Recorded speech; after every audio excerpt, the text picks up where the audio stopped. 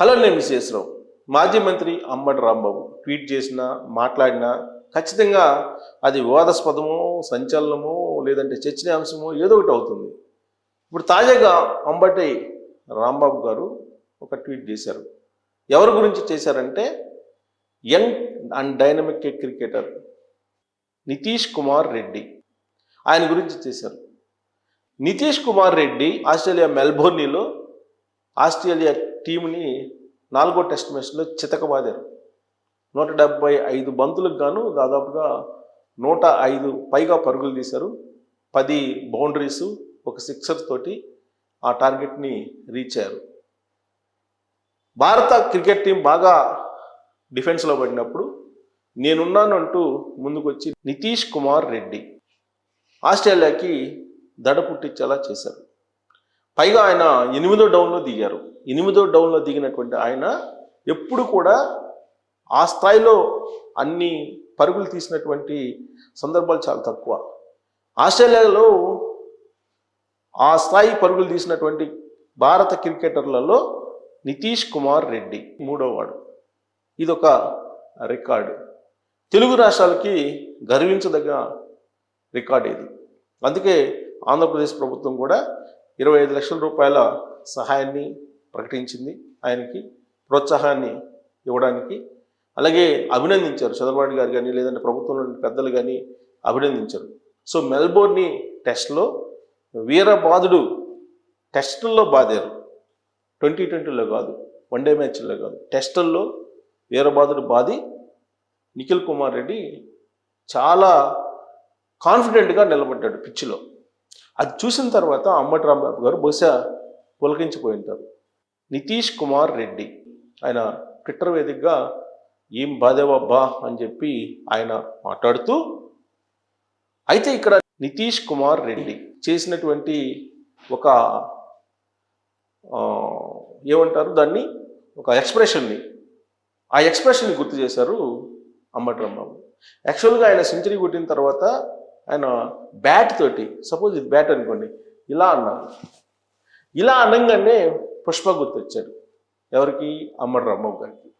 సరిగ్గా అదే విషయాన్ని అంబటి రాంబాబు గారు గుర్తు చేస్తూ నితీష్ కుమార్ రెడ్డి అబ్బా పుష్ప స్టైల్ అంటూ ఆయన ట్వీట్ చేశారు. సరిగ్గా ఇప్పుడు అది రాజకీయ వర్గాల్లో చర్చనీయాంశంగా మారింది. యాక్చువల్గా పుష్ప 2 రిలీజ్ సందర్భంగా అల్లు అర్జున్ని అరెస్ట్ చేయడం, సంజయ్ థియేటర్ సంఘటనల నేపథ్యంలో ఆ తర్వాత దాన్ని పొలిటికలైజ్ ఏ పార్టీకి ఆ పార్టీ చేసేసుకుంది.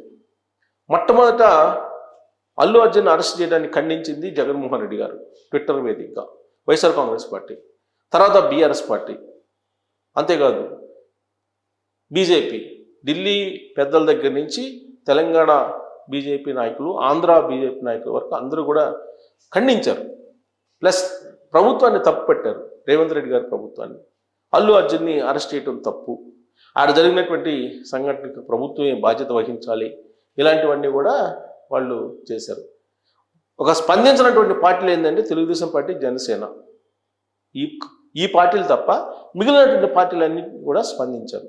స్పందించడంతో పాటు అల్లు అర్జున్కు ఉన్నటువంటి క్రేజ్ని లేదా అల్లు అర్జున్ అభిమానులు తమ వైపు తిప్పుకునేటువంటి ప్రయత్నం చేశారు.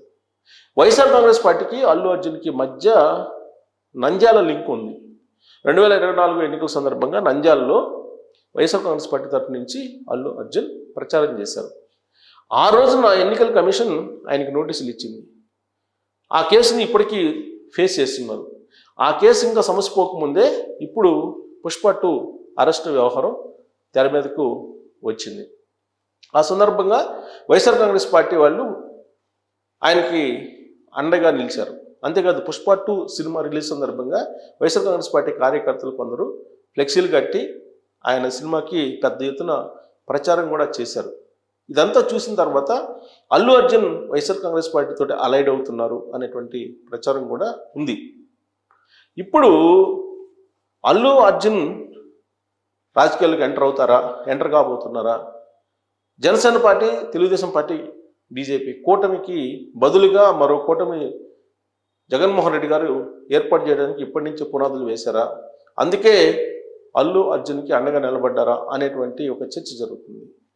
దానికి బలం చేకూరేలా ఇక్కడ BRS party, YSR Congress party కలిసి నడుస్తూ ఉన్నాయి. ఈ రెండు పార్టీలకి ఢిల్లీలో ఉండే బీజేపీ పెద్దలు పరోక్షంగా అండదండగా నిలుస్తున్నారు అనేది తెలుగు సమాజానికి బాగా తెలుసు. సో బీజేపీ కూడా అల్లు అర్జున్ అరెస్ట్ని తప్పుపట్టింది, కాంగ్రెస్ పార్టీ ప్రభుత్వాన్ని నిలదీసింది కూడా. సో ఇదంతా కూడా రాజకీయపరమైనటువంటి కోణం. రాజకీయంగా అల్లు అర్జున్ అభిమానులు కానీ, అల్లు అర్జున్ కానీ, లేదంటే అల్లు కాంపౌండ్ కానీ తన వైపు తిప్పుకునేటువంటి ప్రయత్నం ఆయా రాజకీయ పార్టీ చేసాయి. దానికి కారణం లేకపోలేదు. పుష్ప 2 రిలీజ్ సందర్భంగా అసలు అల్లు అర్జున్ కొత్త పార్టీ పెట్టబోతున్నారు, ప్రశాంత్ కిషోర్ని కలిశారు, ప్రశాంత్ కిషోర్ దగ్గర సూచనలు సలహాలు తీసుకున్నారు, ఆ తర్వాత పార్టీ పెడతారు అనేటువంటిది. ఆ న్యూస్ బయటకు వచ్చినటువంటి వెంటనే సంజయ్ థియేటర్ తొక్కిసలాట జరిగింది. అక్కడ రేవతి చనిపోవటం, ఆమె కుమారుడు బ్రెయిన్ డెడ్ కావటం, ఇవన్నీ కూడా జరిగాయి. ఆ తర్వాత ఆయన్ని అరెస్ట్ చేయటం, ఆ అరెస్ట్ని సానుకూల కోణం నుంచి ప్రొజెక్ట్ చేసుకోవటం అల్లు ఫ్యామిలీ, ఇవన్నీ కూడా జరిగాయి. ఎందుకంటే ఆ విషయంలో అల్లు అరవింద్ ముందుంటారు. ఏదైనా సంఘటన జరిగినప్పుడు దాన్ని సానుకూలంగా మలుచుకోవటంలో, అల్లు అర్జున్ని గ్లోబల్ స్టార్ చేయటంలో, లేదా ప్లానెట్ స్టార్ చేయటంలో, లేదా ఐకాన్ స్టార్ చేయటంలో ఆయన కృషి చాలా ఉంది. సో ఆ సంఘటనని, అరెస్ట్ సంఘటనని నేషనల్ వైడ్ చర్చనీయాంశంగా మార్చారు అల్లు అరవింద్. వైఎస్ఆర్ కాంగ్రెస్ పార్టీకి కావాల్సింది కూడా అదే. పవన్ కళ్యాణ్కి ఎంత క్రేజ్ ఉందో దానికి సమాంతరంగా, లేదంటే దానికంటే ఎక్కువగా అల్లు అర్జున్కి కూడా క్రేజ్ తీసుకురావాలి. కాపు ఓటు బ్యాంక్ని నిలువున చీల్చేయాలి. అది చీల్తేనే వైఎస్ఆర్ కాంగ్రెస్ పార్టీ మళ్ళీ అధికారంలోకి వస్తుంది అనేటువంటి ఒక అభిప్రాయం వైఎస్ఆర్ కాంగ్రెస్ పార్టీలో చాలా బలంగా ఉంది. అంతేకాదు పవన్ కళ్యాణ్ గారిని పదే పదే టార్గెట్ చేసి జగన్మోహన్ రెడ్డి గారు మాట్లాడినందువల్లే 2024 ఎన్నికల్లో చాలా ఘోరాతి ఘోరంగా 11 స్థానాలకు పరిమితం కావాల్సి వచ్చింది అనేటువంటి అభిప్రాయం వైఎస్ఆర్ కాంగ్రెస్ పార్టీలో ఉంది. అందుకే కాపు సామాజిక వర్గాన్ని ఓన్ చేసుకుంటే తప్ప వైఎస్ఆర్ కాంగ్రెస్ పార్టీకి ఆంధ్రప్రదేశ్లో మనుగడ ఉండదు అనేటువంటి అభిప్రాయానికి ఆ పార్టీ వచ్చినట్టు తెలుస్తుంది. అందుకే ఇప్పుడు అల్లు అర్జున్ రూపంలో చీల్చాలి ఓట్ బ్యాంకును అనేటువంటి ప్రయత్నం బహుశా చేస్తుండొచ్చు, తప్పు కూడా లేదు. ఏ రాజకీయ పార్టీ అయినా అలాంటి ప్రయత్నాలను చేస్తూ ఉంటుంది. అయితే ఇక్కడ ఏ అంశం వచ్చినా కానీ అనుకూలంగా మలుచుకోవడానికి వైఎస్ఆర్ కాంగ్రెస్ పార్టీ వాళ్ళు చాలా చాకచక్యంగా వ్యవహరిస్తున్నారు.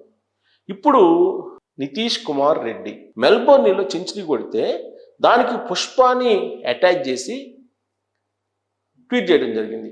అంటే నితీష్ కుమార్ రెడ్డి కూడా వైఎస్ఆర్ కాంగ్రెస్ పార్టీలో కలిపేసుకున్నారు, వైఎస్ఆర్ కాంగ్రెస్ పార్టీ సంబంధించిన సానుభూతి పరుడిగా మార్చేసుకున్నారు. బహుశా ఆ 2 అక్షరాలు చివరిన ఉన్నాయని చెప్పేసి అతనికి కూడా రాజకీయ రంగు పులుముతున్నారేమో ఆ పార్టీ వాళ్ళు, అర్థం కావట్లేదు. కానీ ఆ కోణం నుంచి అంబటి రాంబాబు గారు చూడడం అనేదే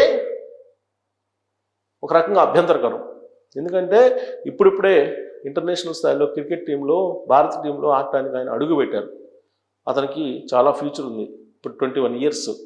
సో అంతర్జాతీయ క్రికెట్లో ఆయన మెరుపులు మెరిపిస్తున్నటువంటి తరుణంలో ఆయనకు కూడా రాజకీయ రంగులు పులిమారు అంబటి రాంబాబు గారు. ఆయన ఏదో క్రికెట్ సెంచరీ కొట్టినటువంటి నేపథ్యంలో ఆనందం వ్యక్తం చేస్తూ ఆ బ్యాట్ తీసుకొని ఇలా అన్నారు.